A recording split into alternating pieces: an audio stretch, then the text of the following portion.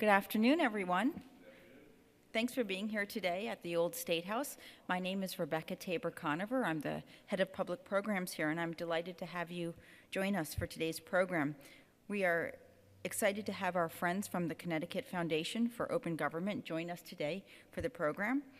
Today's program, as you know, is entitled "The First Amendment Works for You."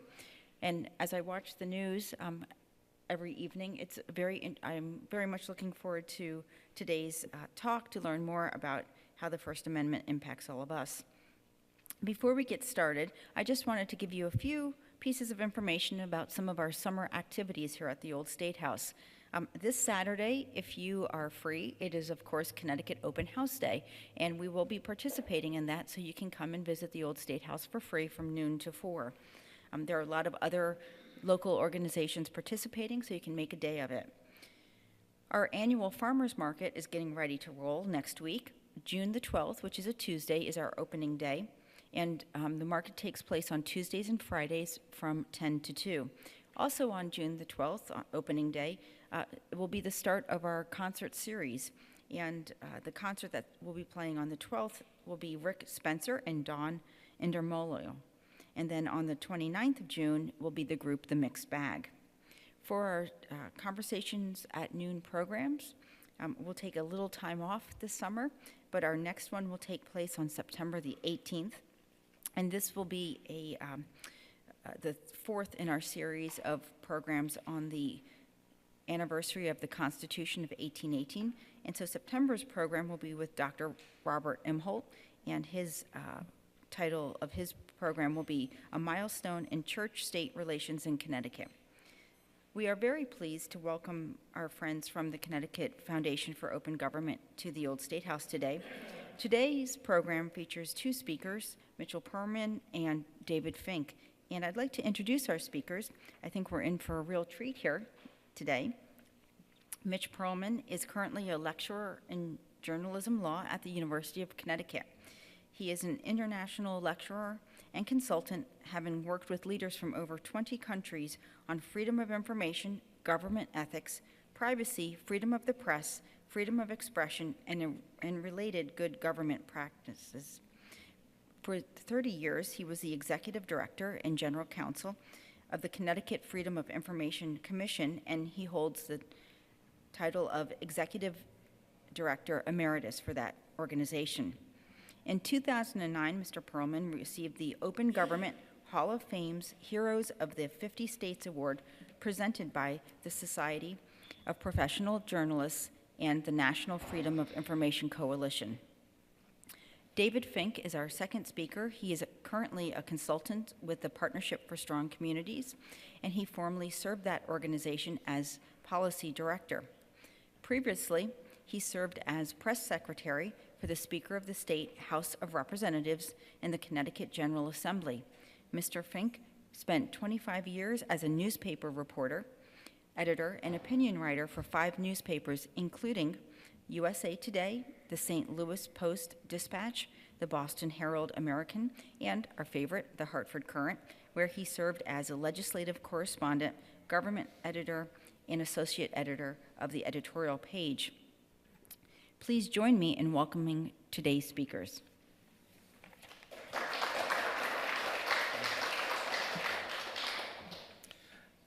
Thank you, Rebecca.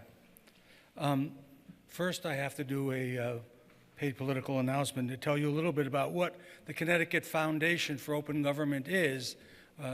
We call it's a long handle, so we use the acronym CFOG, Seeing Through the Fog. So CFOG is a broad-based, nonprofit, nonpartisan educational organization whose mission is to promote freedom of expression and the open and accountable government essential in a democratic society. That's our highfalutin mission, and we do this by conducting any number of educational programs a year. We host symposia on these topics. We issue white papers. We do not advocate a position other than advocate legislation other than being supportive of the concepts that are essential to our democracy: open government and freedom of expression, freedom of the press. So today's topic is the First Amendment and how it works for you, how it works for all of us, really. So we'll talk a bit about the history of the First Amendment and its vital role in our American democracy. We'll also talk about what the law actually says and how the concept of freedom of expression has been interpreted by our courts, particularly the United States Supreme Court. We'll talk about the role of the press in covering government, the importance of a free press in this age of shrinking news organizations and fake news, and why we should be worried about a free press and freedom of expression in today's world. Having given you this introduction, let me bring on our colleague, David Fink, who will start the substance of our program.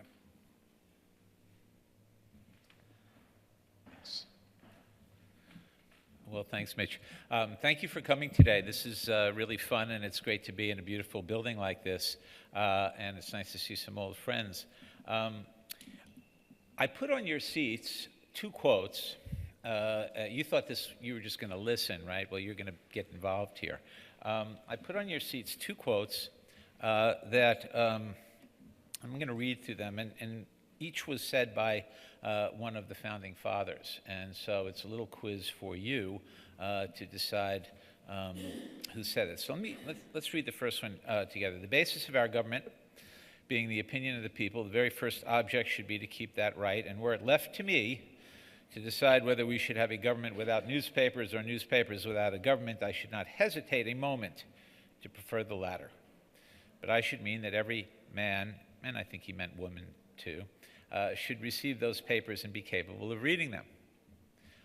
So I think we could all agree this is somebody who likes the press, given a choice between newspapers and no government, or a government and no newspapers.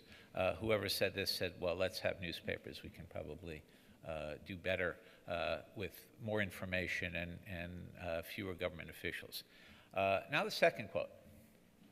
Nothing can now be believed which is seen in a newspaper. Truth itself becomes suspicious by being put into that polluted vehicle.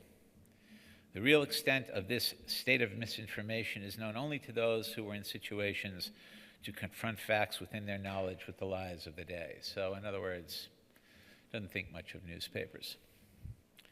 So the question I have for you is, who said each of these quotes? Guesses? Good guess, but wrong.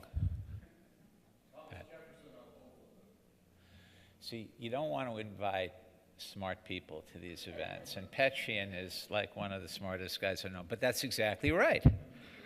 It was Tom Jefferson, and the first he said, like all candidates for president before he became president, because in theory they all like newspapers, they all like freedom of the press, they all like free expression, and then they get into office and they start getting criticized, and Jefferson in particular was criticized by our paper that then called the Connecticut Current. He sued for libel, he lost, but it was a Federalist paper, and he got criticized unmercifully. Not to say he didn't deserve it, but the point being that this is not new.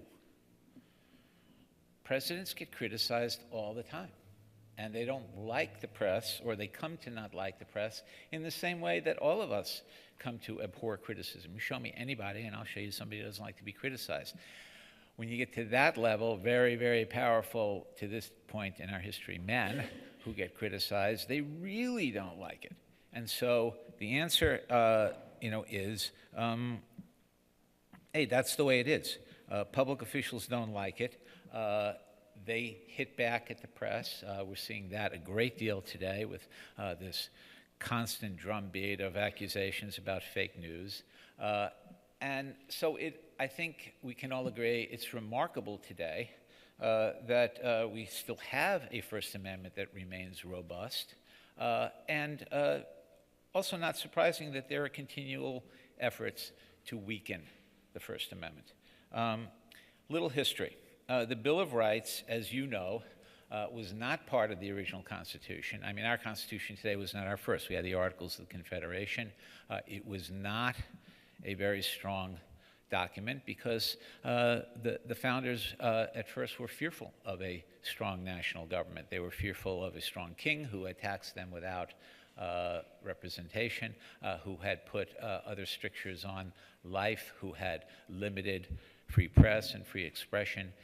And so we had the Articles of the Confederation, but they found that they could not really run a strong national government with it. And so they got together in Philadelphia, as you know, and put together our current Constitution.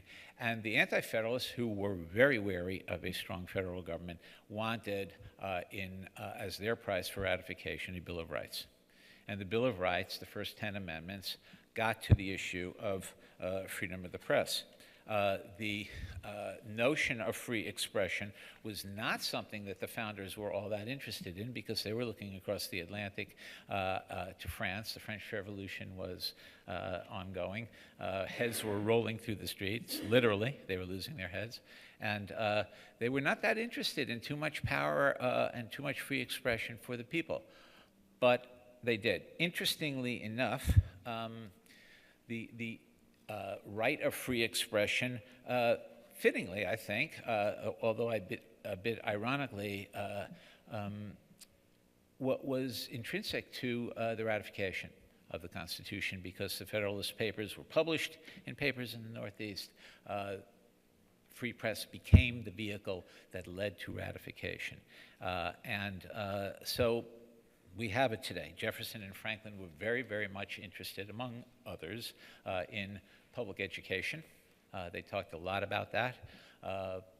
Public opinion is mentioned 11 times in the Federalist Papers because they were interested in a discourse, in free expression, and people being educated and understanding and being able to read and understand what was being said about this new country. And yet, almost immediately, in 1798, John Adams was our second president, and there was friction with France and the threat of upcoming war, and so he got the Congress to pass the Alien and Sedition Acts in 1798.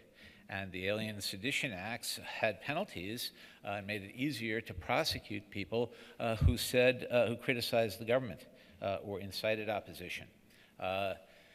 Jefferson's victory in 1800 and the Democrat-Republicans wound up letting the Alien Sedition Acts expire, or they withdrew some of the provisions, but that fell away. But still, over the years, in the next century, we had efforts to restrict the press. You had the Espionage Act of 1917, the Sedition Act of 1918. Mitch will tell you more about that later. And the Supreme Court, over the years, upheld in rulings limits on speech that could produce speech that they thought could produce substantive evils. And that was a problem, and people were worried. Although I believe Mitch will talk about the dissent that was written by Oliver in the Sedition Act, Oliver Wendell Holmes, about the clear and present danger, but he'll talk more about that. The other point is that the government officials are not the only ones who wanted to limit speech. Americans ourselves are not all that comfortable with speech that we either disagree with or that we think is dangerous or that puts us on edge.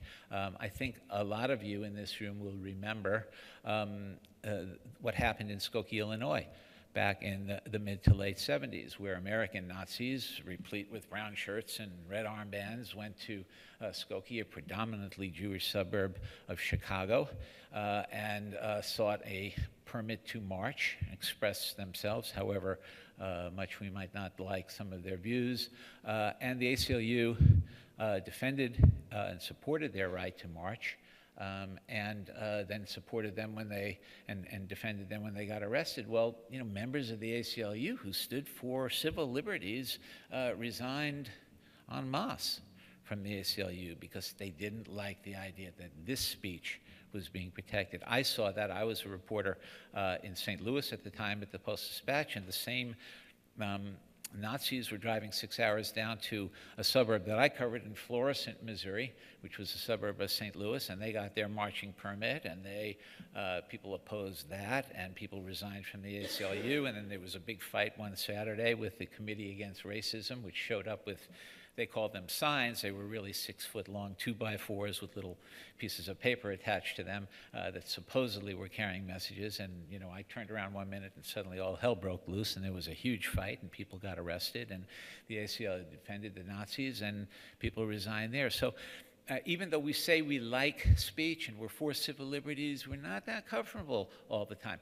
The most recent example has been, you know, NFL football fans not really comfortable with the idea of players taking a knee during the national anthem. Not hurting anybody to my mind, but some people don't like that. Doesn't comport with their idea of how we should act when the national anthem's being played. So to say that our right to free press, free expression, free speech is tenuous at times, I would argue it is. I think that we have to be vigilant and take care not to take it for granted.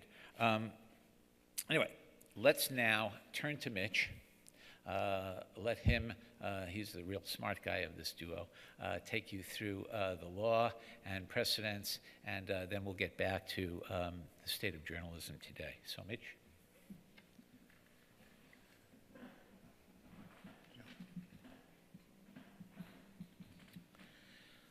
So as you can see, the way we've divided our labors this afternoon is David is the journalist, and he's talking about the importance of freedom of the press, freedom of speech. I'm the lawyer on this panel of two, and my job is to talk to you a bit about what the law is, what the law has been interpreted, and how the law has been interpreted by the Supreme Court. So I put on your chairs a copy of the actual text of the First Amendment. Take a look. It's pretty clear in the words that are used what it says.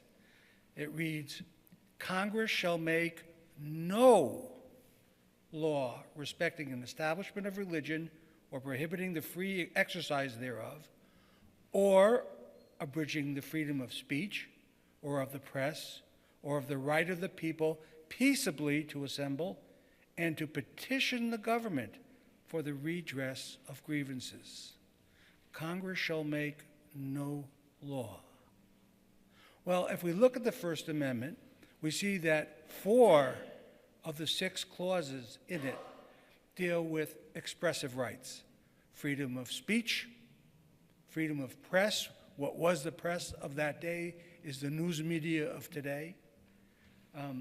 The right of the people peaceably to assemble, the right to petition the government for redress of grievances. So essential to the idea of democracy. Democracy in which we, the people, give our authority that we have to elected officials, officials whom we choose. And in choosing those people, we give them great power to act on our behalf. But without information, without facts, without knowledge, what good is it? It's just pulling a straw out of a hat. So, interestingly enough and historically, this was the first expression by a government of what's now called human rights. The first 10 amendments, the Bill of Rights, are the first written statement of a governmental body, the United States of America, of what is now called human rights. So, what's there to interpret in the First Amendment? Well, first of all, the Supreme Court has said over many years, and particularly after the Civil War, that the word Congress no longer just refers to the legislative body of the federal government. It refers to all 3 branches of government. And after the Civil War, it includes state and local government as well, not just the federal government, but state and local government. So this has been an expansion of the text of the First Amendment through other, and through interpretation and other provisions like the 14th Amendment that was added to the Constitution after the Civil War dealing with due process of law. No. As our parents taught us from a very early age, what part of the word no don't you understand? Well, the Supreme Court has actually changed the word no, at least with respect to the First Amendment. And under their interpretation, it really means most of the time. Not all of the time, most of the time. And we can see that in some of their interpretations that certain provisions are not considered expression that are protected by the prohibitions under the First Amendment. One example is obscenity. Obscenity has been said not to be covered by the First Amendment. Of course, what is obscene? It's usually a matter of opinion, right? As Justice Potter Stewart famously said one time, "I don't know how to define obscenity, but I know it when I see it." Well, yeah, it's subjective. But obscenity is not covered by the First Amendment according to the Supreme Court. Some commercial speech is not covered by some commercial speech is not covered. Some of it's not. So, for example, misleading advertising is not subject of a commercial product is not subject to protection by the First Amendment. And I think in recent times, most notably to our discussion here today, is something called hate speech. Hate speech is not subject to the prohibitions under the First Amendment. But what is hate speech? Well, the Supreme Court has told us what hate speech is. It's, quote, words which by their very utterance inflict injury or tend to incite an immediate breach of the peace. The speech must occur in a face-to-face encounter that could result in an immediate breach of the peace. The speech itself may be symbolic, swastikas, nooses, cross burnings, if it's intended to intimidate. So for all practical matters, the limitation on speech for hate speech is really face-to-face confrontation, something that is probably going to be oral, but something that would be so likely to cause somebody to strike out at the person. When I grew up, if you said your mother wears combat boots, that is likely to get you a punch in the nose. Today, it's a fashion statement. So, it changes with the times. So with that limitation, what we see on college campuses today is something that's quite different, because most of what is considered hate speech really isn't hate speech under the law. It's hateful speech, it's hurtful speech, but hateful speech and hurtful speech that doesn't fall under this definition that I just gave you is protected by the First Amendment. We may not like it, we may be uncomfortable with it, as David said, but it is protected speech. We also know from the Federalist Papers and other sources what the drafters of the First Amendment had in mind when they put these four clauses in the Bill of Rights in the First Amendment. They were concerned with something called prior restraint. And that is a prohibition, government prohibiting the publication of information that those in government considered inappropriate or they're uncomfortable with or don't want to be published. So they said that basically the First Amendment is to prevent the government from stopping people from saying what they want to say or printing what they wanted to print. The other major thing that they were concerned with, and there were other reasons, of course, was to prevent the government from stopping people from criticizing the government or government officials. We talked about that, David talked about that a little bit earlier. We know that those were the principal reasons behind these four clauses. And yet again, as David just talked to us, within a few years they enacted the Alien and Sedition Acts, which again, sort of did put a chilling effect on people criticizing government officials. But having said that, the First Amendment has never been interpreted to say that people are not responsible for what they print or what they say. People are responsible for it. That's where our defamation laws come in, libel and slander. If you print or say something that's defamatory, you can be sued. They can't stop you from publishing it, but the result would be civil damages, and nowadays are quite considerable. Likewise, the government can prevent people from disclosing state secrets. The clear and present danger test that David referred to, Oliver Wendell Holmes' decision using that language, is another limitation, clear and present danger to national security or the well-being of the country. So laws that do that, like the Espionage Act, even though in some cases it's very broad, has been used very broadly by the government, is really designed to protect government secrets, which the courts have recognized as an exception to freedom of expression. And so we get down to a series of very important cases that the Supreme Court has come down with to sort of give us not only where it's restricted access to, restricted freedom of expression, but where they have protected freedom of expression in extraordinary circumstances. The first case that I think is a fundamental or landmark is the New York Times versus Sullivan. Have you heard of New York Times versus Sullivan? New York Times versus Sullivan was a 1964 Supreme Court decision. This occurred during the civil rights movement of the 1960s, and there was, particularly in cases where people marching for civil rights were being beaten by police authorities, or allowed to be beaten by civilians while police authorities were standing by. So the NAACP and a group of ministers took out and paid for a full paid ad in the New York Times saying, please contribute to correct these racial injustices and violence against peaceful demonstrators.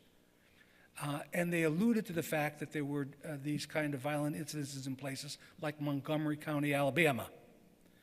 Well, the sheriff of Montgomery County, Alabama didn't like this particular criticism. So what he did was he sued the New York Times and some of these ministries for defamation. His name was Sullivan. That's why New York Times versus Sullivan. The name Sullivan never appeared in the ad. And there was no explicit saying that the police department of Montgomery, Alabama violated people's civil rights. It just explained that these things happened. So this defamation case was brought through the state court system of Alabama, and lo and behold, all the way through the Supreme Court of Alabama, a verdict of, I believe, $500,000 was rendered to Commissioner Sullivan. That, in today's day and age, would be a very large amount of money. And New York Times could afford it, but almost no other news organization could afford to pay such a libel judgment. So surprisingly to many, the U.S. Supreme Court decided to take the case. And they didn't usually take cases involving defamation, civil cases. And they did so because they enunciated a new policy. And the policy was that under the facts of this case, it really wasn't about defamation. It was really about government officials trying to stifle criticism of the government, and that the defamation idea was a facade to do this, and that this was a very serious case. And they use some language which I think is very important to talk about. Where am I here? The Supreme Court said that the First Amendment represents a national commitment to the open, uninhibited, and robust debate of public issues. That's what was behind this. That's what's behind the First Amendment. So the court really gives special attention to those issues. In fact, some people talk about public speech and private speech, the differentiation. I call somebody a liar, that's probably private speech. I call the President of the United States a liar, that's public speech, because it has implications beyond just two individuals. Then again, in 1971, the Nixon administration attempted to prevent the New York Times and the Washington Post from publishing materials belonging to a classified Defense Department study regarding the history of the United States' involvement in the Vietnam War, what we now call the Pentagon Papers. And in that case, the Supreme Court again reiterated that any system of prior restraints of expression comes to this court bearing a heavy presumption against its constitutional validity. Don't bother trying to stop people from publishing about about issues of public importance. And the trial court itself wrote what I think is an explanation, one of the best explanations of the First Amendment. The trial court wrote, "A cantankerous press, an obstinate press, a ubiquitous press must be suffered by those in authority in order to preserve the even greater values of freedom of expression and the right of the people to know." So there has been this balance. The balance has not always been met appropriately by courts in the United States, but certainly the Supreme Court has given this balance in favor of public speech, that it's not going to stifle this. It's not going to stifle criticism of government by the people. And sometimes this balance in favor of freedom of expression has gone pretty darn far. Recently, the Supreme Court even upheld the right of a fringe organization that calls itself a church to protest at a military funeral with signs and bullhorns saying such things as, "Thank God for dead soldiers," and "God hates fags." They've held the right to do this on public property, even at such a tremendously difficult and sad time for the families of our fallen soldiers.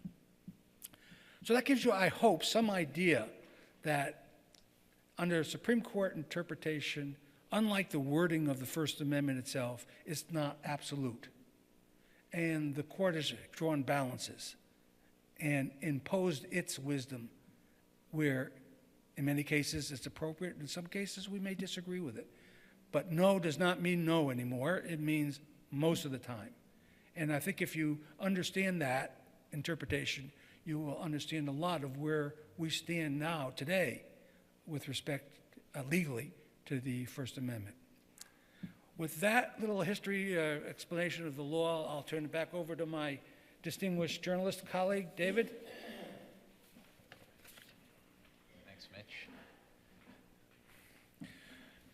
I was laughing when Mitch was talking about the district court decision calling reporters obstinate and cantankerous. I mean, that's a high compliment for reporters, and I was always happy to be called obstinate and cantankerous and ubiquitous. It was good to be all around, although I knew we couldn't be everywhere. I wanted to just point out, before we kind of get at whether we really have much to worry about today, and whether what we're experiencing today is different from what we've experienced before. But just getting at a few of what the ideas about what the press has really given us. So Mitch mentioned the Pentagon Papers case, and of course, we just saw that in the movie The Post. And I don't know how many of you have seen that movie, but it was a very interesting, not perfect, slightly flawed, but still interesting look at the fundamental concerns that Katharine Graham had, knew she had not expected to become publisher of the Washington Post, and the decision she had to make about whether she was going to publish this and put her newspaper at risk, which it was at the time. We've all seen All the President's Men. I showed it to my class. I've God, I must have seen that movie over 100 times now. I don't show it anymore because the kids don't know what Watergate is because they're young. I tried to interest a few years ago a few of the young women in the class by saying, well, it's with Robert Redford, and he was a very handsome guy. And they said, who's Robert Redford? And then I said, well, he is like the Brad Pitt of his time. And they looked at me like, well, who's Brad Pitt? So I realized how old I was and how young they were. But of course, we know that the press uncovered Watergate. And many of you have probably seen the movie Spotlight, and the press, the Boston Globe Spotlight team, and the work they did to uncover sexual abuse of children in the Archdiocese of Boston. So the other thing I wanted to point out, I printed out the list of public service award winners for the Pulitzer Prizes for the last 10 years. Those of you who are familiar know that the Pulitzer Committee gives prizes for various categories, but if there is one that's more prestigious than any of the others, it's the Public Service Award. And you just look at the kinds of things that these news organizations have uncovered over just the last 10 years. I'll just read them as an example. So this year, the Times and the New Yorker won for exposing powerful and wealthy sexual predators.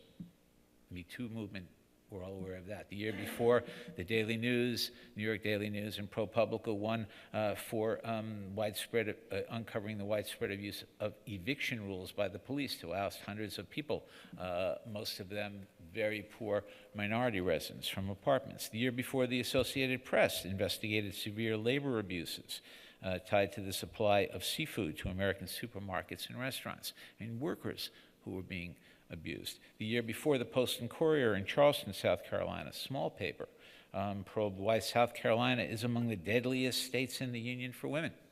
The year before that, The Guardian and The Washington Post were well aware, telling us about the secret surveillance by the National Security Agency. The year before that, in 2013, the Sun-Sentinel in Fort Lauderdale about how off-duty police officers were recklessly speeding and endangering the lives of citizens.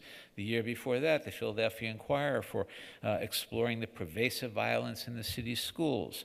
I won't go on. Point is, we have large papers and small papers doing unbelievably important work every year. They do it not usually at risk of life and limb, although overseas reporters are often threatened, killed, beaten up. But still, to go out and report stories and incur the wrath of people is not fun. And I know reporters, hundreds of them over the years, who do it. And I don't know if some of you remember the TV show Lou Grant, which was on in the 70s primarily. And the opening of that show is about a newsroom, was how the reporter's working really hard and they're coming up to deadline, and then they send the story down and it gets put on the linotype machine and they type it out and they put it up and they put it on the presses and they print it and it gets delivered to this woman, and she goes out, she picks up her paper, she opens it, and she neatly clips out that story as if it's really important, and then she slips it into the bottom of her bird cage to catch the droppings. So I've seen lots of reporters work really hard on stories and write it concisely and interestingly and get it done accurately on deadline, and then somebody slips it into the bottom of the bird cage. But it doesn't mean it's not important. It was there for people to read. That's the point. We have had a great many great journalists who have done this work in the past, not just reporters, great columnists, Scotty Reston, Walter Lippmann, Maureen Dowd, someone who's with us today, Michelle Jacklin, who wrote great columns for years at the Hartford Courant. These people have helped inform us and shape opinions. And so the question is, what about this fake news stuff? Should we be worried about intolerance for the press? Should we be worried about this constant jawboning of the press? I would submit to you, it's hard to say. But things have changed. Let's go back a little bit. This is not the first time we have seen this situation in American history, just in our lifetimes. I will remind you that derision and hatred for the press has been continual. But just go back to President Nixon. He had an enemies list. There were journalists on the enemies list. Okay? His vice president, Spiro Agnew, called reporters nadering nabobs of negativism. Very nice alliteration. I have to hand it to him there. But, you know, Sapphire did, yeah, and then Agnew repeated it, yeah. There was an ethic about, you know, my country, love it or leave it. So almost, you know, similar to what our president today has said about football players who don't want to stand at strict attention and for the national anthem. You know, they should maybe leave the country, not be here. You know, I think that what we don't remember about Watergate is that it was really the Washington Post that led the charge, and many other newspapers didn't care. New York Times hardly covered it. They were under a great deal of pressure to get it right. So the press has stood up over the years, and at a time like this, is it worse today? I don't know. But I would submit to you that the press today is not the force that it was then. And I have a few numbers for you, okay? 1970, there were 1,748 daily newspapers in the country. By 2016, we were down almost 500 papers, or about a third, to 1,286.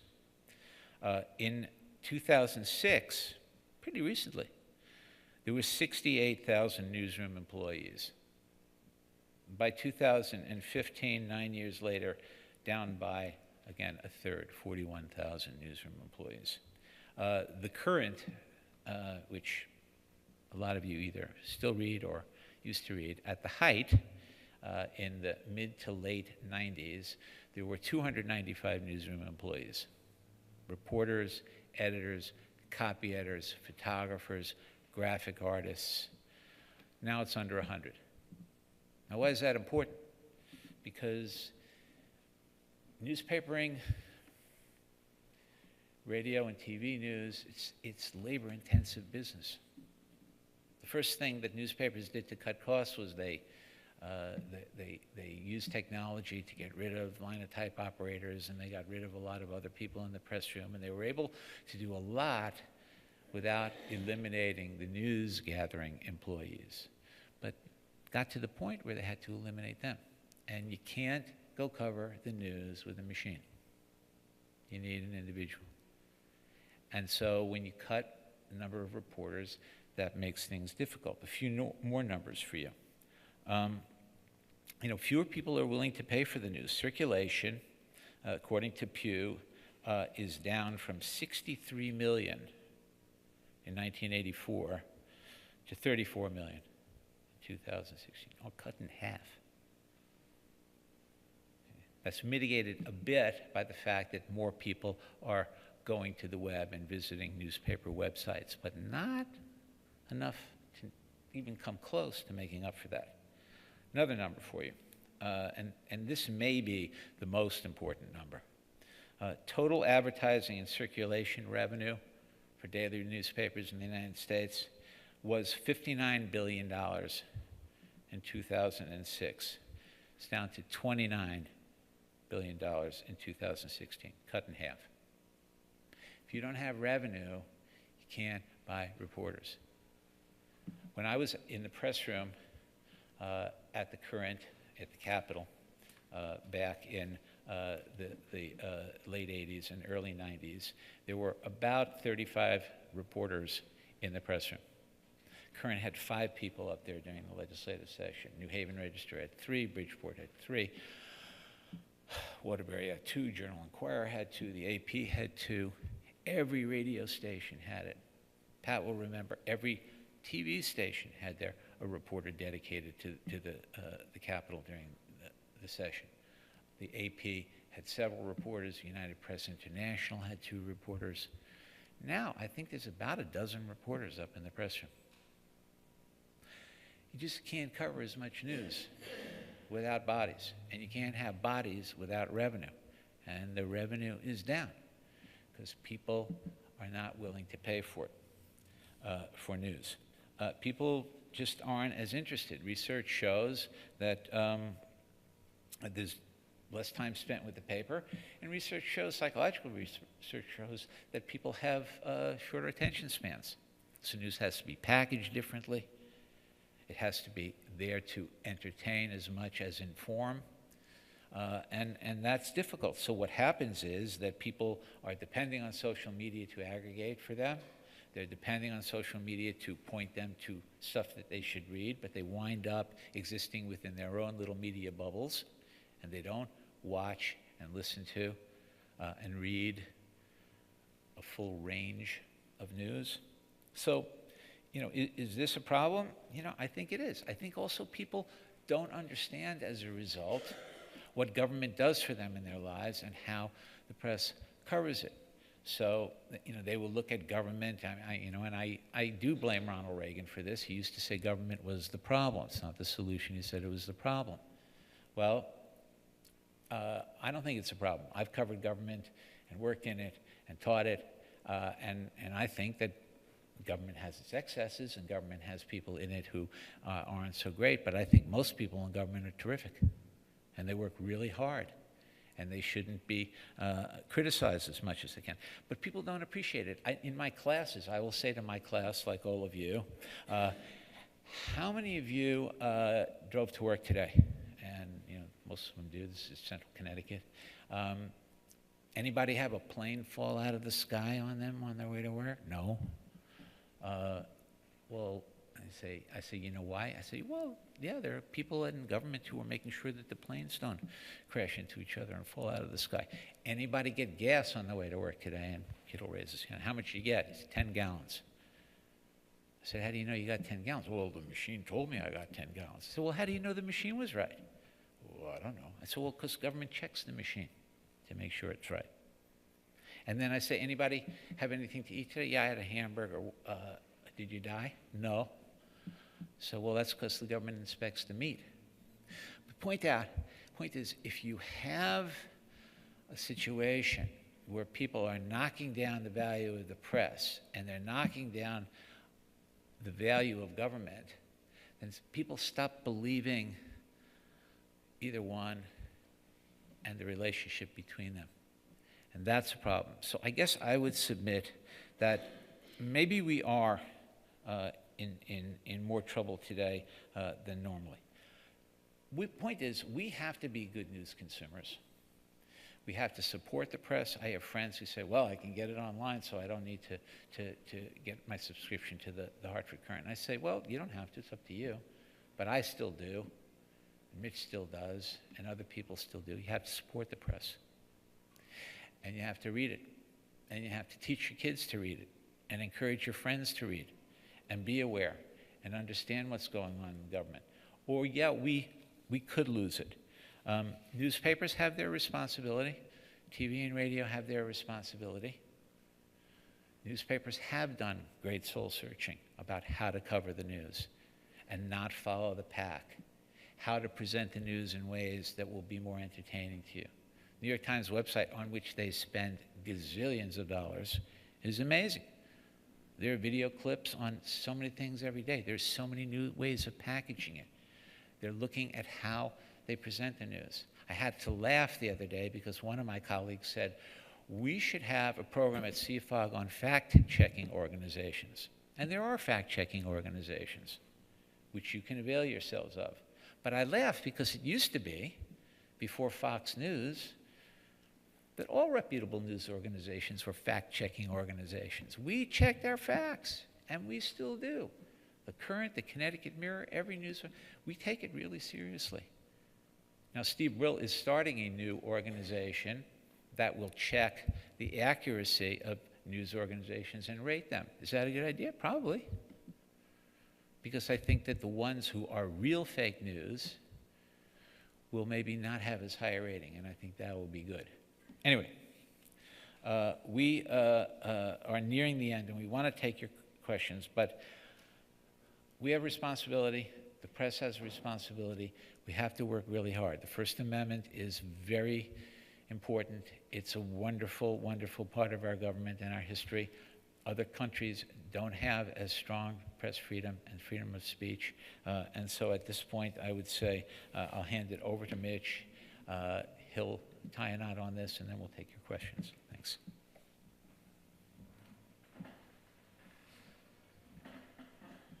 My Apple Watch just told me it's time to stand. So I'm standing.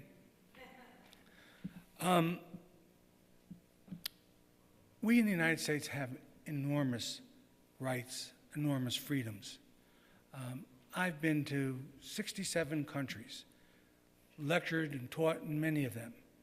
And the rights that and freedoms that we take for granted are just thought of as blessings in other places. At one point, I'm sure we thought of them as blessings, and we should probably start thinking them as blessings again. So we have to be always vigilant. I think that's the message of our program today, and both in protecting our rights to freedom of expression and in using them as we're supposed to in a democratic society. When Benjamin Franklin was asked what sort of government was being proposed for the United States by the Constitutional Convention of 1787, he replied, "A republic, if you can keep it." Well, today, I'd say a republic, if we can keep it. With that, I know I'll be happy to entertain your questions. I'm not so sure about David, but he probably would do it anyway. Go ahead. Oh, wait a second, we have to pass the mics. Yeah, almost forgot. Either one of you can take it. I'm a little confused. I thought the First Amendment protects you from the government taking away your rights, but in a business setting, a company could fire employees for offending customers, or you have less protection, in a different environment. So, I mean, the NFL, I think the polls show 55 to 60% of the fans don't like to see the players kneel. It's been pretty strongly against the actions. The NBA has negotiated, an agreement with their players to not stand. And is there, if that was contested, would there be any protection by the First Amendment, or Well, how does it affect business? It's a very complex question. Part of it has to do with where's the arena? Is it a public arena or not? That government does have a place there. But quite frankly, most of those kind of issues, certainly with respect to the NFL and other major sports leagues, are a matter of collective bargaining agreements. Right. And so I don't know that a league could unilaterally do that, because certainly the collective bargaining agreements that I've seen in my career, they take care of, they cover almost every issue that would be required to be bargained for. And terms and conditions of employment is one of the things that are required to be collectively bargained. So without knowing what the terms in the collective bargaining agreement, and there may be distinctions between those arenas that are privately owned and those that are publicly owned. What about a private company that did the national anthem? And Generally speaking, private property, as you've mentioned, the First Amendment deals with government cannot abridge these rights. But sometimes places of employment like big malls can be considered the equivalent of a town square. It substitutes for it, at least under state law, not so much under federal law as has been interpreted by our Supreme Court. So these are very, very sophisticated issues. And I think, understanding that the courts generally give a push to public speech where they can. That's the way they've interpreted these sort of complex issues. But not everything. You can't be fired for wearing a yarmulke, because that's protected by religious. Well, not really. In a private environment, in a private employer, probably they can't prohibit it. Oh, Government can't. So there have been cases involving lawyers and litigants in courts, which are public buildings, and you're supposed to take off your hat and respect the judge, and judges have gotten in trouble for trying to enforce that. The same thing with people who come from Islamic countries where head coverings are part of their culture. Yes. First off, I thought it was a great presentation. I appreciate it. Thank you. My general question involves whether you think that the First Amendment is sustaining the amount of public support it needs to be a viable part of the Constitution. To go back to your history, you might have said in giving your history that the period of time when the Supreme Court was ruling, robustly in favor of the First Amendment was really from the 1930s to the present, not before that. Correct. And it was during that time there was public faith in the pursuit of truth by robust discussion. There were institutions, particularly the newspapers, that were filing cases. The ACLU, of course, was important. But as you documented, a lot of that social support has begun to disappear. There's a growing doubt about whether robust debate is going to lead to the truth. Conservative, even hate groups are latching onto the First Amendment for their own support. I mean, in that environment, how much support, can we sustain for the First Amendment? David? Again, we don't know, and I don't know. What I do know is I am fearful about it. I told you I teach political science at Central Connecticut, so when we do the week of press and government, I have the kids read the newspaper for a week. And I don't tell them which one. I say, you can read the Wall Street Journal, the Chicago Tribune, or the New York Times, or the Washington Post, or, one girl raised her hand last year and said, can I read Le Monde? I said, sure, you can read Le Monde, anything you want, right? And a lot of them, every semester, say, holy mackerel, I didn't realize there was all that stuff in the newspaper.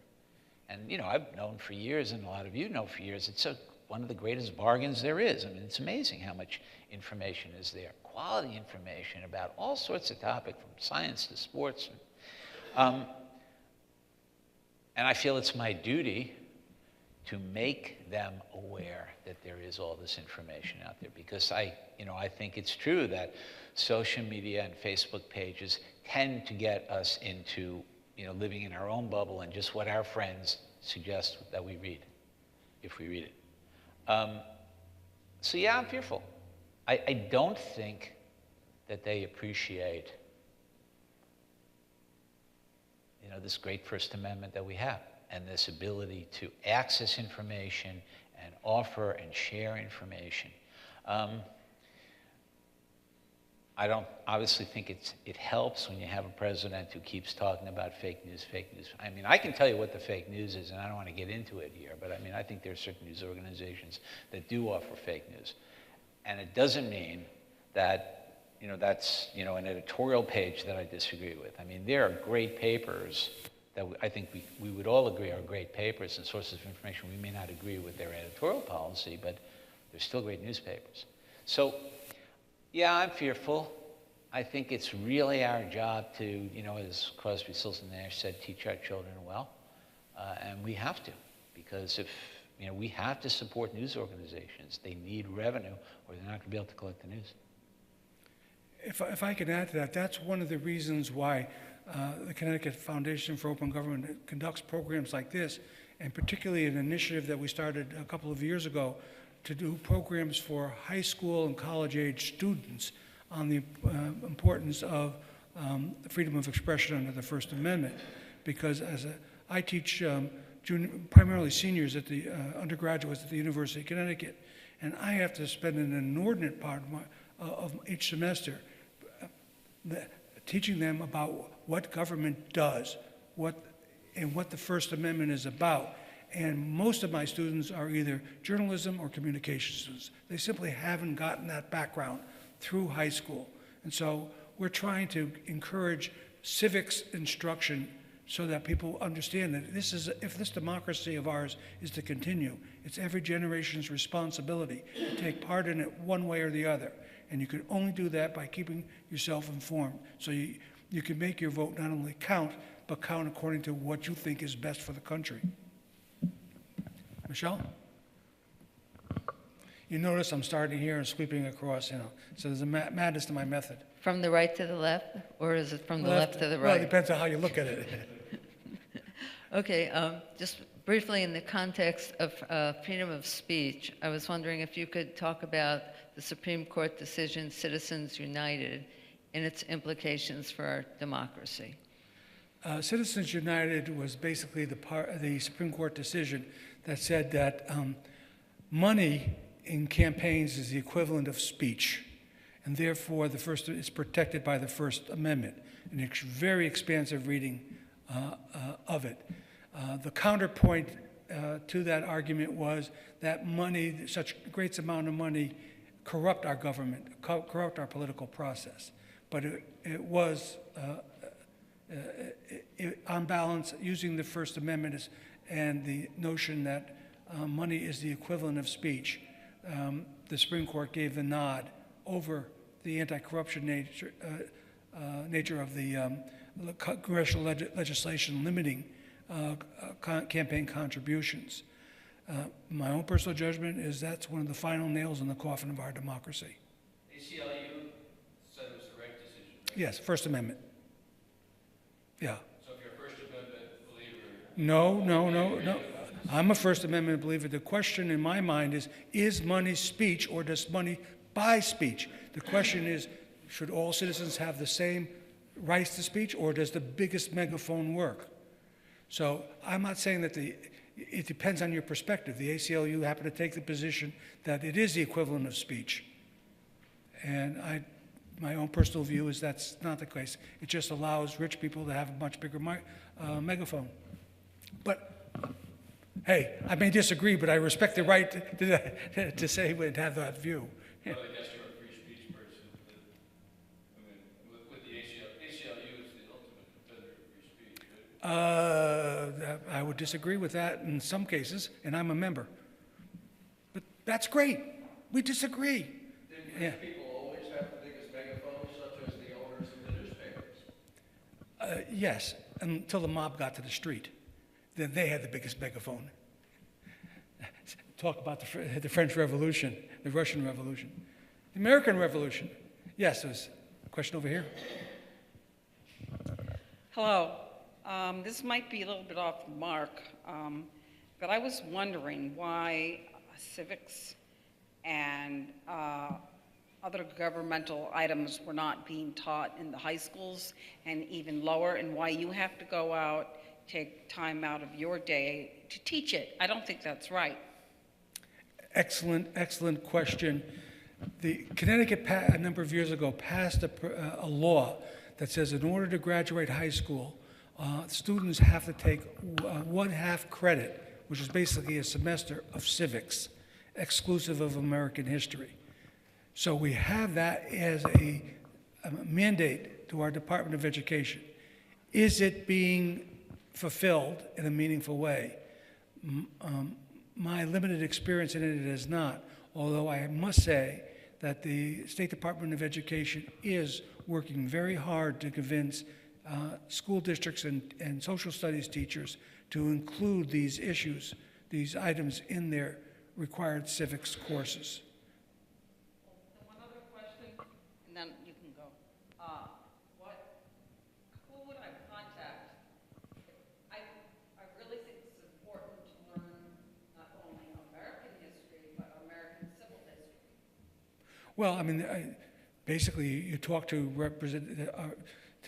people who are members of the General Assembly, our senators and representatives, or you can contact, I'm sure, the State Department of Education. You know, that's really, they enforce the laws that the legislature puts on the books. But if you think that there have to be stronger laws, then you should talk to our elected representatives. Yes, sir. Yeah, the Civil Rights Act ruled that people who own private businesses don't have the right to discriminate against protected Classes of people. yeah. What's the difference between that and saying that if you're a private business, you can ban free speech? Because they're both constitutionally Yeah, well, of course, protected. it's not quite as broad as you say. They're talking about public accommodations. In other words, if you're Yeah. going to offer your facilities or services to the general public, then you have to treat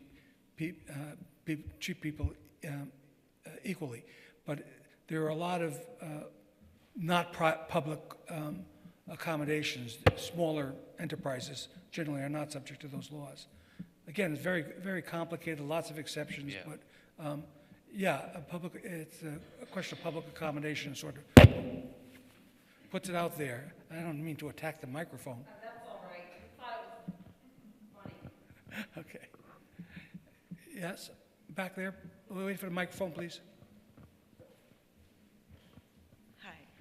So you talked about people who get their news through social media as being in a bubble that gets fed to them from their friends, from people of similar thoughts. And to some extent, what newspaper you select or what mainstream TV news you watch is also somewhat in a bubble. And even the most respected newspapers, they have different buzzwords for, you know, for their highly esteemed news delivery that, you know, from one to another.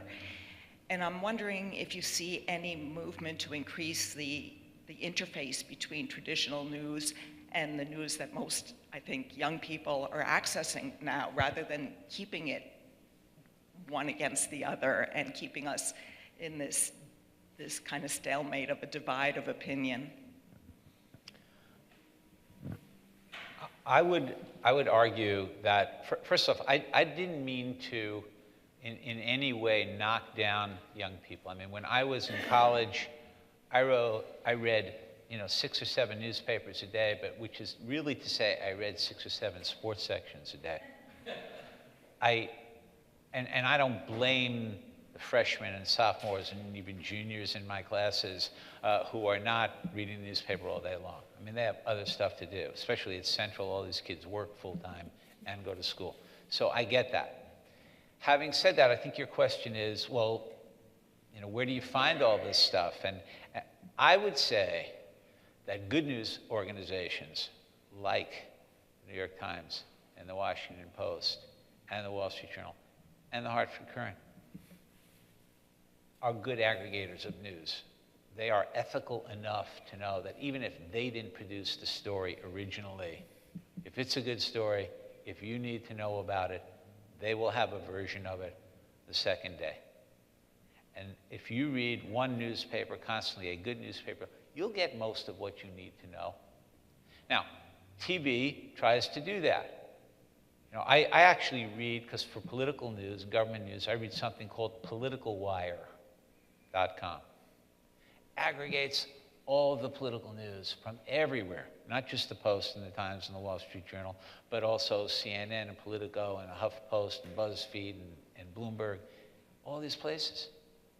So there are ways to get all this news if you want to get it, and you don't have to go to separate news organizations. I think it's out there, and I don't think it's that hard to find. But maybe I'm not answering your question exactly. I'm not related to your answer. Yeah.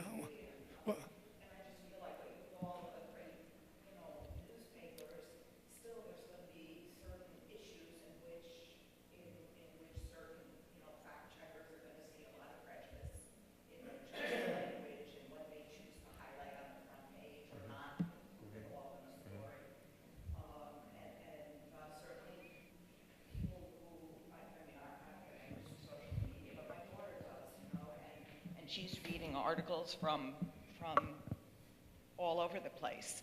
So I just feel like it's just somehow often there has those to be articles are a more self-selected. positive interface between the two rather than one claiming to be more high and mighty with the truth than the other. Often those through social media access to the news and many sources are self-selecting through their friends and what they look at, and that's what's shown. You know, David said it before, but if you want to read the New York Times or the Washington Post or the Hartford Courant, the full newspapers, you have to pay. And people today are not seemingly willing to pay. And if without paying, somebody is not going to be out there to fact check. What we are self-selecting the viewpoints that we believe in. You know, when I teach journalists, it says, what's a fact? What's a fact? What is a fact? Actually, there is an easy way to figure out what a fact is. Something that's capable of being proven true or false. It might not be capable of being true or false, and then it's a theory. Or if it's not capable of being proven true or false, it's an opinion. In the good old days, newspapers wrote facts, and if they were giving opinions, they said, this is opinion. Now it's all sort of merged, and you don't know whether somebody is saying an opinion or saying a fact. And so you have to ask yourself, is this something that's capable of being proven true or false? And if your answer is it is, then unfortunately it's on us to go and find out what the fact is. Is there climate change or is there not climate change? Is that capable of being proven true or false, or is it a theory? Unless you do the research yourself and come up to your own conclusion of whether it's capable of being proved true or false, you won't know the answer to that. David, sorry. Yeah, you know, I know exactly what you're saying, and I understand that, and I said earlier, we have to be good news consumers.